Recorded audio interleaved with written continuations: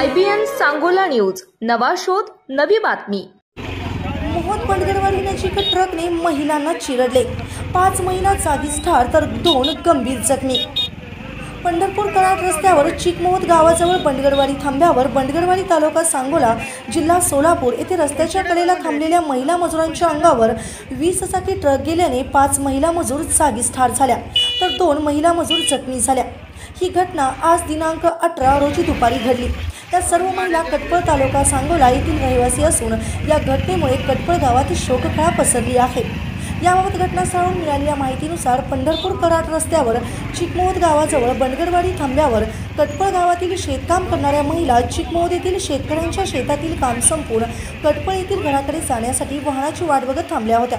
यावेळी अचानक पंढरपूरहून 20 चाकी माल वाहतूक ट्रक MH50N 4757 वळणावर वळत असताना चालकाचा वाहनावरील ताबा सुटल्याने शेतमजूर महिलांच्या दिशेने भरधाव गेला। यात 5 महिला मजूर जागीच ठार झाल्या तर 2 गंभीर जखमी झाल्या। या घटनेमुळे कटपळ गावावर शोककळा पसरली आहे।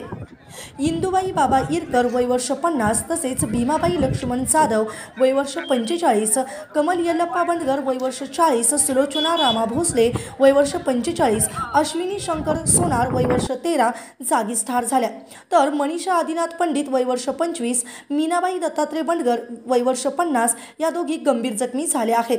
यांच्यावर पंढरपूर येथील खाजगी रुग्णालयात उपचार सुरू असून घटनास्थळी शेकापचे डॉक्टर बाबासाहेब देशमुख यांनी भेट दिली असून जखमीवर तात्काळ योग्य उपचार करण्याच्या सूचना अधिकाऱ्यांना दिल्या आहेत।